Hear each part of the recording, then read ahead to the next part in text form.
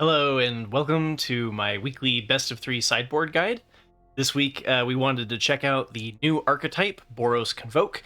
And it's not really a new archetype. We've seen like the Boros tokens list around for a little bit, but we definitely saw an improvement in Murders at Karlov Manor. So this list is by Satoshi Nakayama, who went 8-2 in a big tournament in Japan. And I decided to use this list because it had a good spread of the cards that have been in consideration for the Boros Convoke archetype. It is missing the Sanguine Evangelist, but ultimately I think this is a pretty good place to start. And, you know, if they went 8-2 in that tournament, the archetype is definitely doing something right.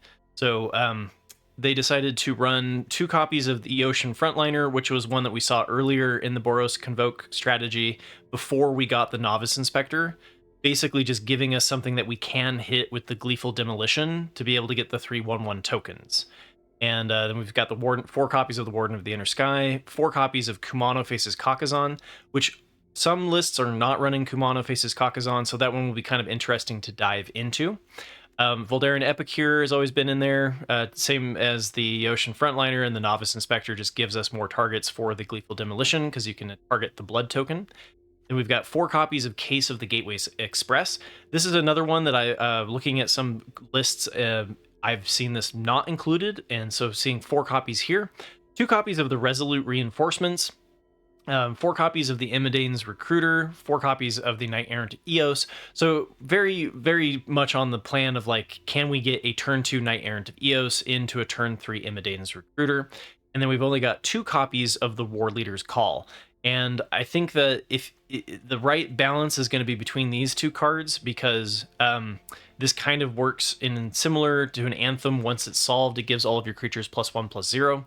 And then this one gives all of your creatures +1/+1, but all of the creatures entering the battlefield ping your opponent for 1 damage. So there are some matchups where having 4 copies of War Leader's Call is going to be advantageous. And so what I do every week is I like to go into the data of what we have, and it's relatively new, right? It's a relatively new archetype, but we do have enough to see some interesting insights. So that's basically the strategy of the deck if you're not familiar with it. And then in the best of 3 sideboard here, we've got Surge of Salvation, which allows you to prevent all black and or red sources, which help you dodge some of the wraths that you might come up against. In the Festivities is a really great option for against the mirror match, and or also against Bant Toxic. You got a Citizen's Crowbar, which I imagine was brought in for a little bit of artifact or enchantment hate. Get Lost for some targeted removal. 1 more copy of Ocean Frontliner, 2 copies of Play with Fire, 2 copies of Invasion of Gobekon, and this one is really to punish the depopulates. So you're able to attack your opponent's hand and then make something cost 2 more to cast. But then you can, if you flip this and after you've dealt the 3 damage to the battle, you can then sacrifice it to give your creatures hexproof and indestructible. So as long as they're not exiling your stuff with like Sunfall, this is an interesting card to include. And then we've got 3 copies of Witchstalker Frenzy for removing problematic threats. So with that, let's dive into the data. All right, so the reason why I decided to do this was because a lot of the sideboard guides that I've seen online are usually behind paywalls and you have to pay to see them. So I'm going to try to help out with giving you something that's free. All you got to do is remember to hit like and subscribe to help support me. And so this is a way to kind of approach it without relying specifically on experience. So what I want to do, what the goal here is to use tracker data and kind of see what that might be suggesting, what's working and what's not working. So use this as a tool and as a way to improve your current sideboard strategy. And if you're new to Magic the Gathering, this is a really nice place to start. And hopefully it is a useful resource. So let me know in the comments below if you like this sort of thing. I feel like it's been useful enough to me to do it, and so I think I'm going to continue this as a series going forward, even though it may not be the most popular thing. But anyway, yeah. So my approach here is to look at tracker data. And so what I'm going to do here is I'm going to look at the top 8 or so. I think actually this week I'm going to do 9 most common matchups in the best of 3 tournament scene. So this doesn't necessarily reflect what you will see on the best of 3 ladder, but it is a good place to start. So Boros Convoke overtook Esper Midrange as the most popular archetype to play in the best of 3 tournaments in Standard this week. So against the other Boros Convoke decks, we can see that our top performing cards are Get Lost, so we're going to want to bring in the 2 copies of Get Lost from the sideboard, as well as the 1 copy of the Yoshin Frontliner that's in the sideboard as well. And I don't know why this has always been the case, but during the mirror match, the tracker data is always less than 50%. And maybe that just means people using the tracker are not as good as the people that they're fighting against, or I don't know, like with the way that the data is parsed out. But we can see that the lowest performing are Witchstalker Frenzy, so we don't want to bring that in, and that makes a lot of sense. We don't really want to use Witchstalker Frenzy to blow up one of their Novice Inspectors or their 1/1s. And but we can see that Kumano Faces Kakazan is not doing particularly well in this list, and neither is the War Leader's Call. And if you think about it, this makes sense. In the Boros Convoke list, you're racing to see who can get to the Knight Errant of Eos first, and both the War Leader's Call and the Kumano Faces Kakazan are not helping you in that race. So, and then we run into the issue of that, there's not enough data to really look at every single card. So, but what we can do to look at some alternatives is expand the data to include cards that are not in the list specifically. And so here, this is a good way to check if there's any missing options in the deck that other Boros Convoke decks are running, but this one is not. And we see a couple of missing options. So first off, we see Duskrose Reliquary, which is kind of an interesting one to bring in here. It's the enchantment removal, but you have to sacrifice a token to be able to play it. Regal Bunnycorn, which is an option that we've seen in quite a few Boros Convoke lists that is not in this one. We've got Lunarch Veteran, and the Sanguine Evangelist. So of all of the Boros Convoke lists, there are a couple of options here that we could be bringing into the main if we really wanted to make the deck better suited against Boros Convoke. And then last here, I like to open things up a little bit and look at the cards specifically from the deck list, but pull the data from every archetype, not just specifically Boros Convoke. And what this allows me to do is find things like in the festivities here that work very well against the archetype in other decks. And so this suggests that we should at least be considering bringing in the 2 copies of in the festivities from the sideboard. And but when you take in the data from all of the archetypes, you have to do it with a little bit of an asterisk. You'll see what I mean later. So my sideboard strategy to start here for the Boros Convoke mirror match is to bring in the 2 copies of the Get Lost, which is really nice for hitting the Case of the Gateway Express, as well as the War Leader's Call, gives us some of that enchantment hate. Bring in 1 more copy of the Frontliner to just maximize us being able to hit the Gleeful Demolitions and develop the board early, and then bring in 2 in the festivities. And we're going to bring out the 4 copies of the Kumano Faces Kakazan and 1 copy of the War Leader's Call. And note, just for at the end, I'll kind of go over my overall impressions about whether or not some of these missing options should be brought in. But again, Reliquary, Bunnycorn, Lunarch Veteran, and the Sanguine Evangelist. So, that's right. I was going to talk about the cards when I bring up the cards, so you know what I'm talking about if you haven't seen the cards. Get Lost allows you to destroy target creature, enchantment, or planeswalker, and then that creature, that controller creates 2 map tokens. So again, this one's really good against their specific enchantments, like the War Leader's Call and the Case of the Gateway Express. Yoshin Frontliner to bring in to have more early presence, and in the festivities deals 1 damage to each opponent and each creature. So it's a really great answer to prevent your opponent goes like turn 1, turn 2, a bunch of 1-drops in the festivities, prevents them from then convoking into the Knight Errant of Eos. At least that's the hope. And then, Kumano Faces Kakazan and War Leader's Call just really don't help with the developing into the Knight Errant of Eos, and we can bring it out in this matchup. Against Esper Midrange, we just repeat the same process. So here we've got Case of the Gateway Express is doing very well against the Esper Midrange lists. Novice Inspector, Knight Errant of Eos, War Leader's Call, on down the list. And you can see that there's nothing in here from the sideboard, nothing really to bring in, so no notes there. And then our worst two cards are Yoshin Frontliner and the Resolute Reinforcements. So this matchup, it is not particularly important to develop the board early. We will eventually get there to our Knight Errants of Eos, so we can kind of bring out some of the early game. And then, yeah, not enough data on all of the cards. And then for alternative options, notably, we're missing Lunarch Veteran. Lunarch Veteran would work pretty well in this matchup against Esper Midrange. And then also not running the Charming Scoundrel, which could be an interesting option to explore. And then if we look at all of the archetypes, again, nothing special here about cards in the sideboard or anything. So this one is pretty easy. This one, there's nothing that the data suggests should be boarded in. You just keep the Esper Midrange deck exactly as it is. If you were going to bring in like Lunarch Veteran or the Charming Scoundrel, then this would be the time to do that.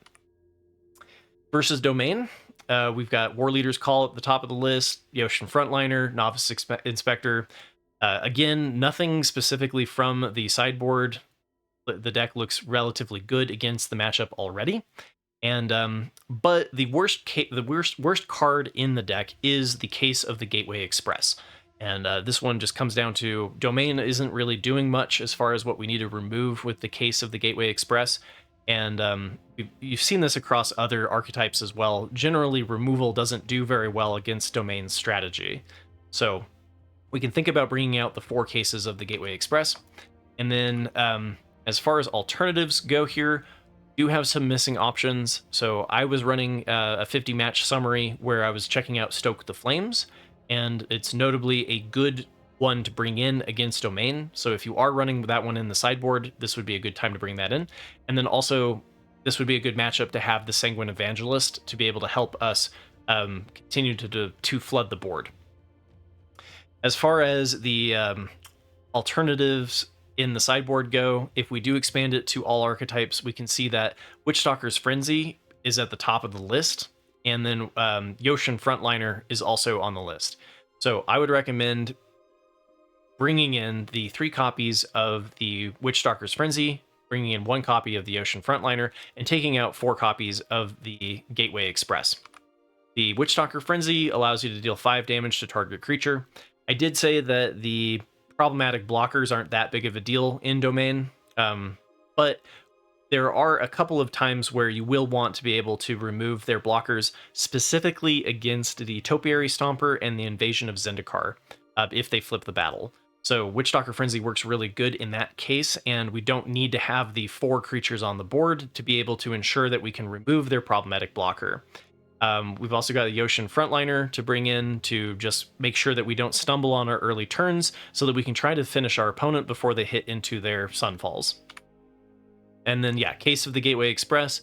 You can use this to remove the Topiary Stomper or the flipped Invasion of Zendikar, but it's, it's prone to the board state and what has happened, and it doesn't work particularly well if you're resetting off of a like post-Sunfall experience. Versus Rakdos Midrange, we can see here at the top of the list is the Witchstalker's Frenzies, so we are going to want to bring those in from the sideboard. And we, as far as the bottom performing card goes, we've got Kumano Faces Kakazan, and so this is another one that, like, I'm not 100% sold on the Kumano Faces Kakazan, and I know there are some lists that don't run it, but so bottom here, bottom 3, or bottom card is the Kumano Faces Kakazan. And then alternative strategies here, nothing comes up that's not already in the list, except for at the very bottom, there is a 2 copies, or sorry, very bottom, second to last, is a Lunarch Veteran. So that could be an interesting one to explore. One thing to note here is that this deck absolutely destroys Rakdos Midrange, though. All of your win rates are well above 50%. So I'm not really sure you need to sideboard against this strategy, but you could. And Lunarch Veteran would be an interesting option to bring in. And then as far as all archetypes go, again, nothing specifically here on the list that would be advantageous to bring in. So if you do want to sideboard against it, I would recommend bringing in the 3 Witchstalker's Frenzies and pulling out the 3 copies of the Kumano Faces Kakazan. And, oh, Evangelist was on the... Oh yeah, Evangelist is at the top of the list. My bad. I missed that in my notes. Yeah, so Sanguine Evangelist, again, would be a good one to bring in against Rakdos. So that's a missing option. My bad. I apologize. All right. So yeah, Witchstalker's Frenzy is good for removing our opponent's problematic blockers. As far as the Rakdos midrange deck goes, they do want to stall out before they hit their Cruelty of Gix. And so being able to steamroll over like a Preacher of the Schism, any of those like 4 toughness ones, good to have the copies of the Witchstalker's Frenzy. And then the Kumano Faces Kakazan is a little bit, it's the worst. It's not a great card against Rakdos midrange. It's the worst performing one, at least before it bottoms out with no data. So we can bring out the 3 copies of the Kumano Faces Kakazan and focus more on just being able to develop our early plays. Against mono red aggro, we've got Get Lost is near the top of the list, so this is going to be one where you want to bring in the 2 copies of Get Lost from the sideboard, as well as you'll notice Yoshin Frontliner as in the top 3. So you're going to want to bring in that additional copy of the Yoshin Frontliner. And this, again, just comes down to really preventing your opponent's early plays and stalling out, because if the game goes on long enough, you should be favored. But mono red is slightly faster than the Boros Convoke list. And then as far as the worst performing cards, we can see that Witchstalker's Frenzy is not a good thing to bring in from the sideboard. We can see that War Leader's Call is not particularly good, because you do kind of have to take that turn off of developing the board. And then we've also can see that Warden of the Inner Sky isn't particularly good. And if you think about the mono red list, there isn't anything that the Warden of the Inner Sky is blocking particularly well. So I think that, we can kind of get rid of that and focus on stuff that blocks better. As far as the missing options go, we do see a couple of ones being explored here. So Lightning Helix could be a fun one to bring in. We've got the Raging Battle Mouse, which I haven't seen that card in a while. And then we've also got Inti, which is particularly good for the race. And then Lunarch Veteran would work in this matchup to give us some life gain. As far as all archetypes go, nothing pops out from the sideboard or anything like that, so no notes there. So my strategy here would be to bring in the 2 copies of Get Lost, 1 copy of the Ocean Frontliner, take out 2 copies of the War Leaders, and take out 1 Warden. And notably, if we were, this would be a good time to explore Lightning Helix, the Raging Battle Mouse, Inti, or Lunarch Veteran. So Get Lost is going to be good for hitting your opponent's Kumanos, as well as just anything. Giving them the map token is really not that big of a detriment in mono red. So you're going to want to hit something like Squee or Godric, ideally, but you can use this just to survive. And then, yeah, we're going to bring in Yoshin Frontliner because it gives us another early blocker.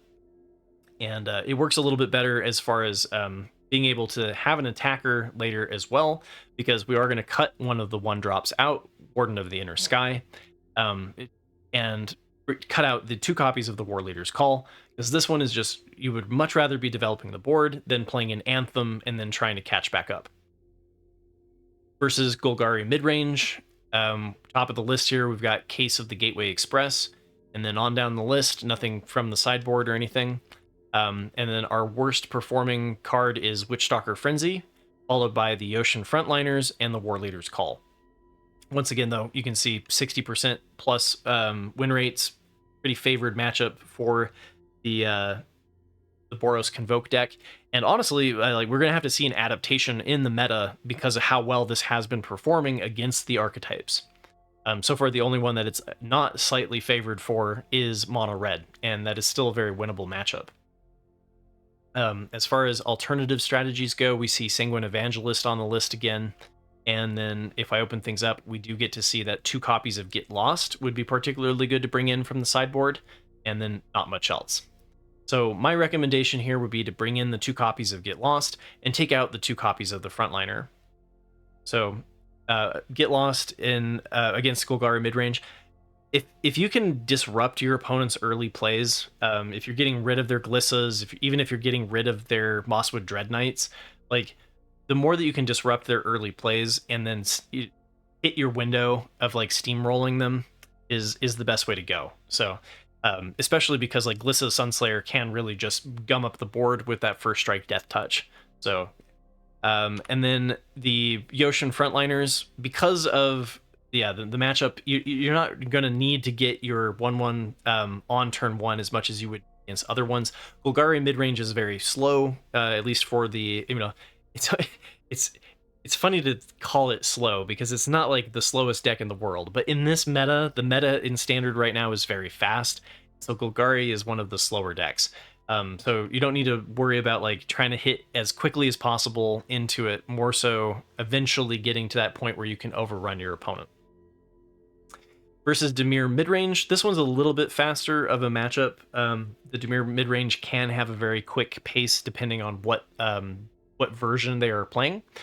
Top of the list here, though, we've got Knight Errant of Eos, Warden of the Inner Sky, Resolute Reinforcements, and so one thing to note here is that if you were running 2 copies of the Resolute Reinforcements, this would be a pretty good time to bring in the Resolute Reinforcements, and some lists are running 4, this one is not.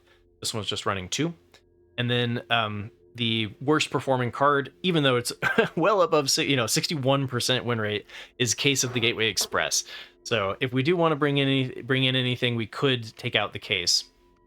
And notably, again, here, top of the list and not in this list is Sanguine Evangelist. And so at this point, you can see I've repeated the Sanguine Evangelist enough times that it will probably be in the summary.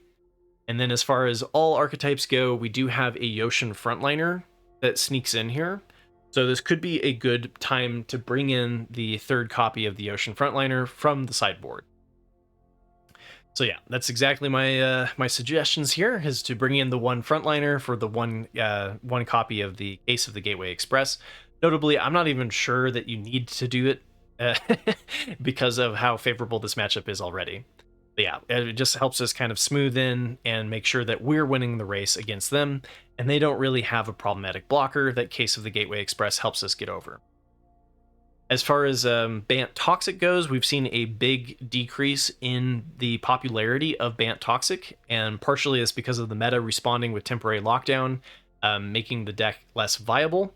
And then its matchup is not particularly favored in against Boros Convoke. So I think Boros Convoke is going to take over the go wide spot that was taken over. So it used to be Azorious Soldiers, and then it was Bant Toxic, and now it's Boros Convoke. And so I imagine going forward, we're going to see even less and less Bant Toxic, but time will tell.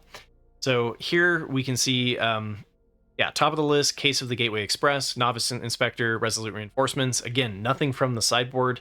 All of the top performing cards are already in the deck. And then our worst performing card is War Leader's Call. But there's not anything that's really worth bringing in. So again, we have a couple of missing options. So we have the Sanguine Evangelist, as well as 2 copies of the Resolute Reinforcements that could be good to bring in to block the early toxic damage, but not that necessary. And then as far as all archetypes go, once again, nothing that really pops out on the sideboard. So I think this one with the current list has no sideboard necessary. If you were running the Evangelist or the +2 reinforcements, then they would do well in this matchup. And then the 9th one that I'm going to cover, I usually only do 8, but this week Azorious Control overtook Bant Toxic as for number 8 on the most popular matchups. So, and I do think that this is one that like is a very interesting one going forward. Usually we don't see Azorious Control so early on into a set, right? So usually you see the control decks come in like a month after the release of the set, once you kind of figure out what works against control or against aggro. And so the fact that we're seeing like week 1 we saw Azorious Control, right? And on Sunday I'll be talking about the several versions of Azorious Control that were doing very well in the tournament scene. So I think this one is worth mentioning. Top of the list, we've got the War Leader's Call, and I want to point this one out that like against Domain, against Azorious Control, the War Leader's Call is very important because it allows you to get direct damage to your opponent's face over time. And so this is one where like I kind of wish we had 4 copies of the War Leader's Call, and the Case of the Gateway Express is going to be way worse than if we had 2 copies of the Case of the Gateway Express and 4 for War Leader's Call, it would be better against Azorious Control, right? So there's going to be like kind of a give and take in that matchup, And I do think maybe it's an interesting sideboard. Maybe we want to put two copies of the War Leader's Call to then sub out when you're up against more of a controlling grindy matchup. But yeah, so the worst card against Azorious Control is the Kumano Faces Kakazan. And then again, as far as alternatives, where we see that Sanguine Evangelist is still performing quite well and probably should be included in the main. And then as far as all goes, we have a little bit of contradicting data. And this is why I was saying I usually take this information when I look at all archetypes with a grain of salt, because we know that mono red does very well against Azorious Control. And so I imagine the reason why we see Kumano Faces Kakazan going from the bottom of the list to the top of the list has to do with data from mono red leaking in. So just one thing to keep in mind there, that the Kumano Faces Kakazan, maybe it's a secret weapon against Azorious Control and I'm just undervaluing it, but I don't think that this is really that big of a contradiction in data. So you could go with removing the Kumano Faces Kakazan. I think that it makes a little bit more sense to go with the next card, the Case of the Gateway Express. There's no contradiction in the data there. And just thinking about like the threats that you're really going to hit well against Azorious Control, some of the Azorious Control lists are not running a single creature. So the Express is just not going to hit anything. And so I think that could be a very good one to bring out. Now, notably, Play with Fire was one that looked to be doing well in this list. That could just be because of mono red. But I'm intrigued by the idea of playing it in Azorious Control and bringing it in over the Case of the Gateway Express, only because you can use Play with Fire at instant speed to remove Planeswalkers, and Azorious Control is usually running Wandering Emperor or Jace. So being able to snipe the Wandering Emperor after they've used it for removal could be a good place for Play with Fire. Again, missing options, Evangelist, and potentially 2 copies of the War Leader's Call. So my overall impression after doing this thing is that maybe we should include the Sanguine Evangelist. Maybe not 4 copies, but maybe 3. But definitely should play around with having the Sanguine Evangelist in the main, considering how many times it was in the top 8 as far as alternatives were considered. I would play around with the idea of adding in 2 more copies of Get Lost to the sideboard, so you have a total of 4. That might be a little bit too all in, but there are some times where I would bring in all 4 Get Losts if I had them available. The other thing to play around with is the idea of bringing in 1 copy of the Yoshin Frontliner. This would allow us to sub into having 4 Yoshin Frontliners and really focus in on making sure we have enough targets for our Gleeful Demolition and that we don't struggle in the early part of the game. Now, as far as cards that I think we could kind of do without, the Surge of Salvation didn't have anything where the data was supporting that. I'm not super surprised because the amount of times that this deck has come up against something where you would play the Surge of Salvation is pretty low. But I do think that I'm not 100% convinced that we should have a Surge of Salvation going forward. So I'd be looking to replace that potentially. And then the Citizen's Crowbar is another one that the data is just not going to capture very well, because this was one that the original pilot was bringing in for a specific matchup. And again, I think that I would rather just have the 2 copies of the Get Lost. But you do, the Artifact Hate can be useful if you are coming up against an Urabrask's Forge in mono red. So, but I think we have better counters to mono red than blowing up their Urabrask's Forge, and could explore even something like Lightning Helix could be a better one to bring in, I think, over the Crowbar. And then Invasion of Gobakon, that's another one that the data didn't support. I think most of the lists are running the Sunfalls over Depopulates, and so that's another one that I would look to replace. And the Lightning Helix one, because the most difficult matchup is going to be against your mono red lists. That's why specifically I'd be curious about bringing in 2 copies of Lightning Helix. But I hope this gives you some ideas for your own sideboard guide or your own sideboard strategy. And if you like this sort of thing, I do one every Friday. So remember to hit like and subscribe. And welcome to my community if you're new here. And every Saturday, so tomorrow, I'll be doing a 50-match summary on the Best of 1 ladder. And then every Sunday, I do a meta review. And then every Tuesday, I do a podcast on limited stuff. So trying to create, near daily Magic the Gathering content for you guys. So thanks for listening to my ramblings. Good luck with your matches, and maybe I'll see you on the ladder.